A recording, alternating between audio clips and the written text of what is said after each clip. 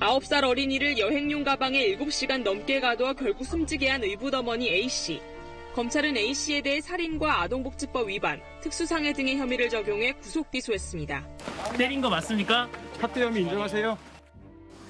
자, 읽어드릴게요. 피고인은 자기 배로 나온 누구가 자신의 게임기를 피해자가 옮겨놓은 것으로 의심하여 피해자를 계속 추궁하고 이에 피고인의 과도한 체벌과 지속적인 학대로 위축되어 있던 피해자가 자신이 만진 것이 사실이라며 허위로 인정을 하자. 사실은 피고인이, 그 엄마가 옮겨놨어요. 피고인이 위 게임기를 옮겨놓은 것임에도 피해자가 거짓말을 하였다는 이유로 내부 옷방에 있던 여행용 가방, 가로 50cm, 세로 70cm, 되게 작죠, 캐리어가. 를 거실로 가지고 나와 피해자, 키가 132cm고 어깨 넓이가 34cm, 어깨 넓이가 34cm인데 거기 들어가라고 한 거예요.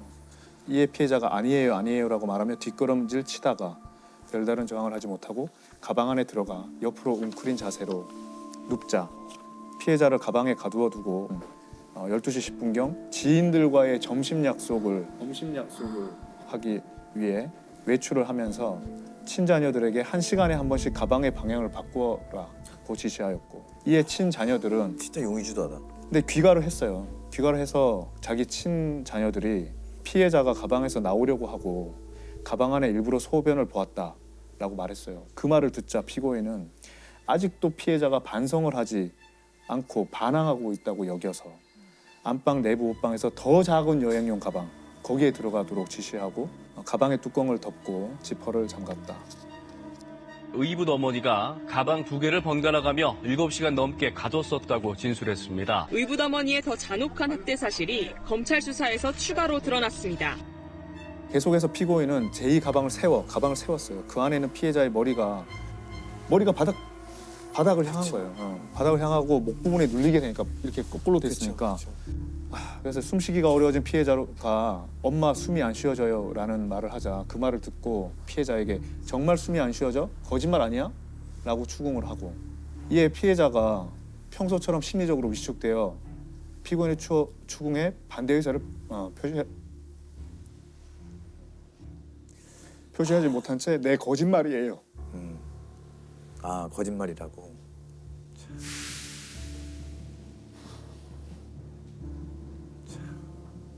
얘가 이제 너무 힘드니까 가방 내부에 그 박음질이 된 천을 뜯어서 거기 나가려고 가방에 뜯어진 부분으로 손을 내밀자 피해자에게 넣어라고 말하였음에도 넣어 그랬는데 손을 넣지 않자 이를 자신에 대한 반항과 진정한 반성이 없는 행동으로 여기고 분노하였다. 이에 피고인은 당시 73kg의 체중으로 그 가방 위에 올라가서 앉았다가 올라가 뛰거나 밟고 이에 피해자가 울며 숨이라고 소리를 지르는 등 고통을 호소하였음에도 계속 뛰거나 밟았다. 피해자한테 평소에 막 그렇게 괴롭히면서 너 마음속으로 나한테 욕했지 하면서 그 마음속으로 한 욕까지 말하게 해서 녹음을 했다는 게 나와요. 모든 걸 자기 통제하에 놓고 마음까지도 통제해버리려고. 가해자는 어떤 처벌을 받았나요? 가해자는 징역 22년을 지금 받았는데 2심에서 25년으로. 역시 아까랑 똑같고. 근데 하여튼 이 엄마는 반성문을 이제 수많은 반성문을 제출했는데 피해자가 거짓말과 나쁜 행동을 하고 이해할 수 없는 행동을 해서 그때마다 달래보고 벌을 주고 체벌을 했는데 모든 방법이 물거품으로 돌아가고 실망스러운 피해자의 모습을 봤다. 그 아이의 길을 꺾기 위한 일종의 기싸움이었다. 길을 꺾기 위한 일종의 기싸움이었다. 라고 이야기합니다. 그러니까 판사도 피고인의 진정으로 반성하고 참여하고 있는지 의문이다 이렇게 써놨죠. 저 25년도 왜 이렇게 모자란 것 같죠? 반성문을 그렇게 썼을 정도면 뭐 피해자한테 실망스러운 모습을 보았다라고 할 정도면 거의 뭐 반성은 불가능하다고 봐야겠는데. 피해자의 유족과 학교 선생님, 이웃 주민이 기억하는 피해자는 밝고 명랑하고 춤추기 좋아하며 친구들과도 잘 어울리는 어린아이였다. 꿈이 경찰관이었대요. 경찰관이 꾸미던 아이는 피고인의 지속적인 학대 가운데 점차 말수가 줄고 잘못하지 않은 것도 잘못했다고 인정하는 등 가정 안에 왕따로 외롭게 지내다가 엄마라고 부르던 마지막까지 숨을 외치며 자신을 구해줄 것으로 믿었던 피고인에 의하여 그렇게 생명을 잃었다. 서연이 사건인데요. 이게 서연이 사건은 2013년에 있었는데 최초로 아동학대 사망 사건을 살인죄로 인정한 사건이고요. 네. 그걸로 아동학대 처벌에 관한 특례법도 만들어진 굉장히 중요한 사건이죠. 이 모양을 때려 숨지게 한 계모 40살 박모 씨에 대해 울산지검이 학대치사가 아닌 살인죄를 적용해 구속 기소했습니다. 갈비뼈 24개 가운데 16개가 부러지고 사망에 이르도록 치명상을 입혔다고 강조했습니다. 울산 서연이 사건 등을 계기로 아동학대 처벌을 강화하는 내용의 아동학대 범죄처벌 특례법 제정안을 통과시켰습니다. 피고인이 피해자 당시 7세에 대한 폭력을 지속적으로 행사하여 오던 중 피해자가 소풍을 가기 위하여 식탁 위에 놓아둔 현금 2,300원, 2,400원. 네, 2,300원을 훔치고도 안 훔쳤다고 거짓말한다는 이유로 순간적으로 격분하여 35분 동안 전신을 닥치는 대로 때렸다.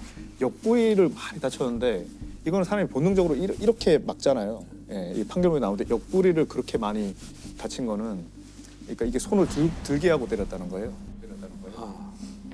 같은 날 좀 있다가 또 피해자가 그런데도 피고인에게 미안해요 엄마 소풍을 가고 싶어요. 그래도 소풍을 가고 싶다고 한 거야. 했더니 피해자가 물건을 훔치고도 아직도 반성하지 않고 소풍 가고 싶다고 한다는 이유로 재차 격분해서 피해자의 얼굴이 창백해질 때까지 20분 동안 또 추가로 때려요. 머리, 옆구리, 배 등 급소를 무차별적으로 때려 다발성 늑골 골절로 인한 양폐 파열로 사망에 이르게 했다. 늑골이 16개 부러졌고요. 이게 훔쳤다고 이렇게 때렸잖아요. 2,300원. 근데 본인은 그 다음 피고인의 그 범죄 사실이 몇 달 전에 스승의 날 기념 행사를 위해서 학부형들하고 같이 만나서 어느 집에서 회의를 하다가 안방 화장대에 있던 집주인 소유의 시가 420만 원 상당의 파리 반지 2개를 발견하고 주위에 아무도 없는 틈을 이용해서 가지고가 절취했다. 자기 학부형 그거는 절취하면서 자기 지금 2,300원 지금 훔쳤다고 이렇게 애를 이제 때렸어요. 근데 이게 그 살인죄가 인정이 안 됐습니다. 처음에는. 그래서 피고인이 징역 15년에 처했어요.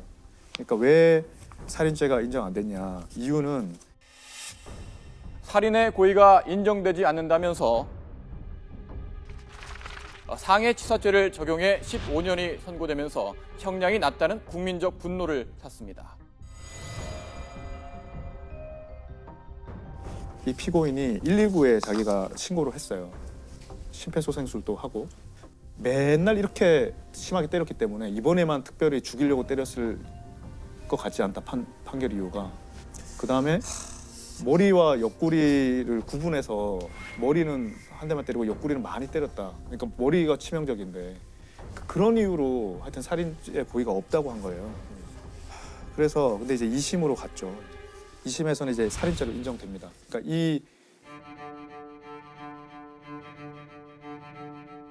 비명을 지르고 얼굴에 핏기가 없는 창백한 모습이어서 의학 지식이 없는 박 씨라도 이 양이 숨질 수 있다는 사실을 알고 있었다는 게 달라진 법원 판단입니다. 심폐소생술하고 구해주려고 했던 거 다 거짓말로 본 거예요. 왜냐하면 이 엄마가 어떻게 이야기하냐면 애가 그렇게 죽으니까 심폐소생술을 자기가 막 하다가 도저히 안 될 것 같아서 죽을 것 같아서 한낱 뭐 희망의 끈을 놓지 않고 119에 전화했다는 거예요. 근데 보통 사람들은 먼저 119에 신고를 하죠. 그렇죠. 그리고 119에 신고를 할 때 그 녹음은 돼 있어요. 피해자의 아이의 뼈가 부러지는 소리가 난다면서 스스로 흥분해서 막 이야기를 한 거예요.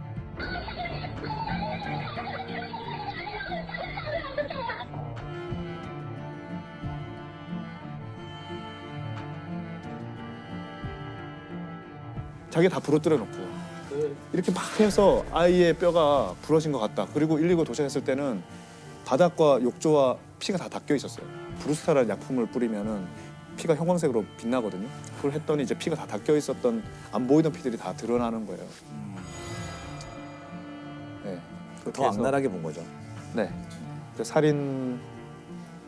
살인이죠. 2심에서 예, 2심에서 최초로 살인죄를 인정을 했습니다.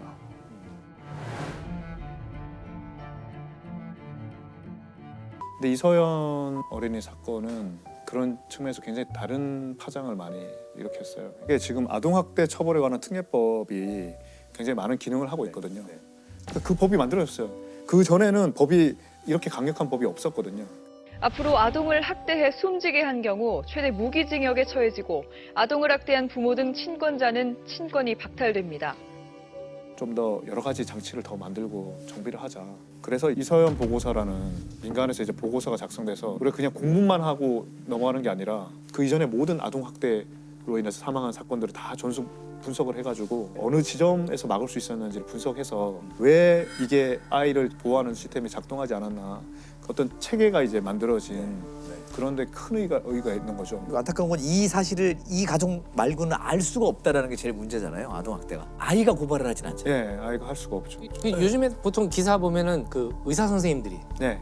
폭행당한 흔적이 있다 이래가지고 그럼 고발할 수 있는 신고할 수 있는 정도가 아니라 신고 의무가 있습니다. 그러니까 의사, 교사, 그렇죠. 유치원 선생님, 119 구급대원, 아동학대 처벌에 관한 특례법에 신고 의무자들이 쫙 있습니다. 네. 신고 의무도 강화돼 학대 사실을 신고하지 않으면 500만 원의 과태료를 물도록 했습니다.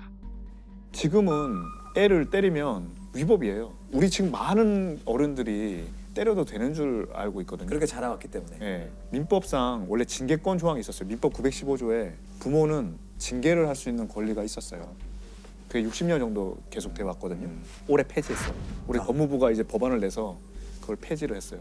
모토가 사랑으로도 때리지 말라 이렇게 해서 부모가 징계를 할 수 있는 권리가 없다는 거 그래서 저희 좀 더 알려졌으면 좋겠다는 생각이 들어요. 그래서 이제 이런 사건들을 보면서는 우리가 물론 가정의 문제이지만 그것이 도를 넘는다는 거는 인간이 직감적으로 이게 느낄 수 있잖아요. 그걸 많은 사람들이 이제 자기의 문제라고 생각을 안 했거나 그냥 가정 안의 문제라고 생각을 했을 거라고 추측이 되는데요. 다른 집안의 문제일지라도 좀 의심을 하고 이 아이들이 당하는 문제는 이제 우리 모두가 자신의 일일 수도 있다는 생각으로 그런 자세가 필요하지 않을까? 그게 제일 중요한 거예요. 선생님 말씀대로 우리가 아프리카 속담에 한 아이를 키우려면 온 마을이 필요하다고 했는데 정말 이 아동학대를 막기 위해서 온 사회가 진짜 각자 몫을 다 해야겠다. 이거 신고 의무자는 신고 열심히 하고 그걸 전문성이 있는 누군가는 또 그걸 하고 모두 관심 가지고 항상 지속적으로 계속 지켜보고 고민의 결과를 또 정부나 보여주고. 그렇죠. 다시 이런 범죄가 생기지 않는 게 목적이니까 이 모든 것들이.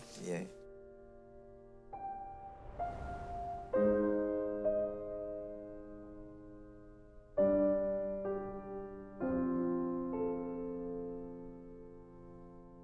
어떤 아이가 학교에서 이제 조금 풀이 죽어 있어요. 그러니까 이제 선생님이 너 왜 오늘 나가 놀지? 그래서 왜 이렇게 풀이 죽어 있니? 그랬더니 이제 A라는 아이가 제가요 다니는 영어 학원에서요 제가 레벨 테스트를 좀 못 봤어요. 아 그랬구나. 그래서요 얼마나 우리 엄마가 알면 그거 속상할까 싶어서 제가 너무 마음이 안 좋아서 이러고 있어요. 라는 아이 이제 A가 이렇게 말을 해요. 근데 똑같은 상황에서 B라는 아이는 저 시험 너무 못 봐가지고요. 아빠한테 혼날까 봐요. 나 지금 너무 걱정돼요. 이렇게 말을 해요. 어느 쪽이 가스라이팅일까요? 가스라이팅을 다 받은 아이일까요? 여기서도 가스라이팅이 존재합니다. 되게 좀 비슷한 예인데. 네. 전자. 이유를 좀 설명을 해주신다면요? 뭐라고 하셨죠? 근데 이게 왜냐면 복잡해. 뭔가 교묘한 설계가 있는 느낌. 앞에 근데 결국은 같은 얘기 아닌가요? 그러니까 이게 헷갈리는데 되게. 굉장히 헷갈리시죠? 헷갈려요 네. 지금. 근데 무슨 차이지? 계속. 얼핏 들으면 A가 엄마의 마음을 이해하고 엄마의 마음을 잘 공감하는 흔히 말하면 쟤는 어떻게 이렇게 부모가 속상한 걸 알까 이렇게 들리시잖아요. 근데 사실은 B가 훨씬 더 바람직한 거예요. 왜냐하면 A는 내 마음이 중요한 게 아니라 엄마의 마음을 걱정하는 거거든요. 그러니까 우리가 흔히 아이가 시험을 못 보면 속상해하면 이걸 통해서 조금 더 배워서 다음번에 조금 더 네가 한번 또 열심히 해보렴. 이거와 야 너 시험 못 봐서 엄마가 너무 속상해. 이게 이 차이가 있는 거거든요. 그러니까 B는 내가 혼날까 봐 나를 걱정하는 거고 A는 이 상황에서 나를 걱정하기보다는 엄마를 걱정하는 거니까 사실 공감 능력이 좋은 아이이기도 하지만 잘 살펴봐야 될 예라고 볼 수가 있는 거죠. 네. 그러니까 우리가 흔히 부모와 자식 간에도 찾지 잘못하면 의도치 않게 가스라이팅이 존재할 수도 있어요. 의도치 않게. 정말 우리는 사랑하는 거지만 의도치 않게. 그래서 우리 흔히 말하는 너를 어떻게 키웠는데 내가 너를 얼마나 희생하고 키웠는데 뭐라든가 네가 엄마한테 네. 어떻게 이럴 수가 있니? 네, 뭐 이런 그런 거. 네, 그런다든가 주체가 누가 되느냐 굉장히 중요한 것 같아요. 주체가. 양육의 궁극적인 목표는 독립이거든요.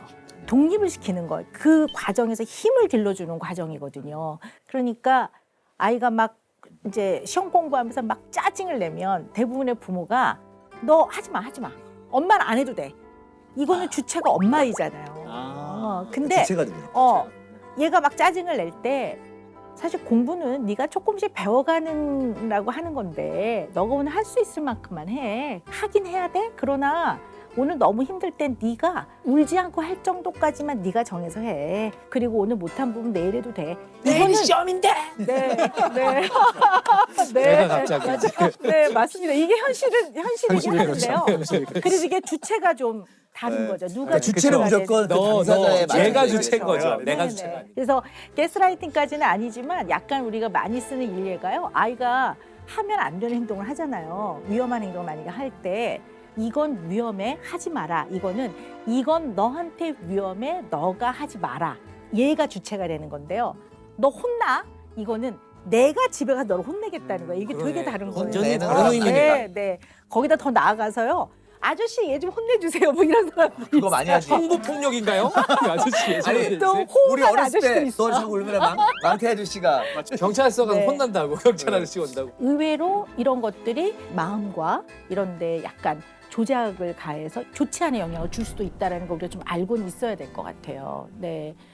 아니 네. 근데 가스라이팅에서 가장 좀 심각하게 대두되는 문제가 아동학대. 맞습니다. 네, 아동학대는 정말 극단적인 예라고 볼 수가 있는데요. 그러니까 부모는 누구나 생각을 해보면 나를 사랑해줘야 되는 사람들이고 나를 보호해줘야 되는 사람이거든요. 근데 나를 사랑하고 보호해줄 이 대상이 동시에 나를 공격해요. 이 동일인이야. 이게 얼마나 혼란스럽겠습니까? 이걸 어린아이가 어떻게 극복을 하겠습니까? 거기다가 물리적 힘에 의한 두려움을 공포를 경험하게 됐을 때 이 아이의 심리 상태, 정서 상태에 너무나 좋지 않은 영향을 주게 되거든요.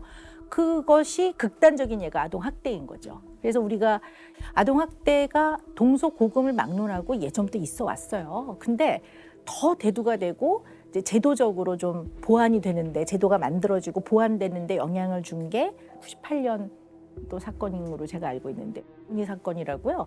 그 친부하고 계모가 아이들을 학대를 해서 그 누나는 이제 이미 암매장이 됐고요. 살해돼서 암매장이 됐는데 그때 누나 나이가 7살이었고요.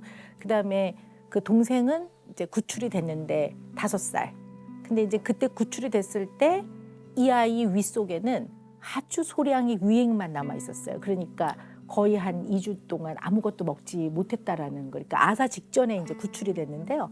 5살에 완전히 굶주려서 뼈만 앙상하고 등에는 다리미로 데인 화상 자국이 그냥 다리미 자국이 그대로 있었고 발등은 젓가락으로 찢어져 가지고 아이가 발등이 부어 있는 이제 그런 모습으로 애가 구출이 됐어요.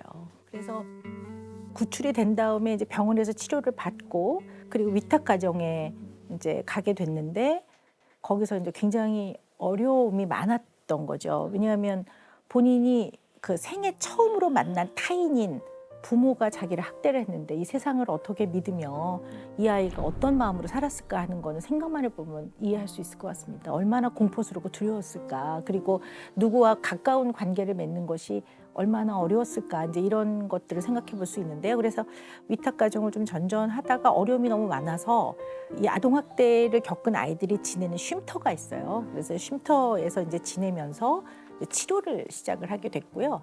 그때 제가 이제 를 만나게 됐었죠. 그래서 오랜 기간에 이제 치료 후에 굉장히 어려움이 많았지만 그래도 본인도 많이 노력을 하고요. 그래서 학교도 이제 검정고시를 치르고 그렇게 해서 이제 저는 이제 그 이후로는 만나지 못했고요.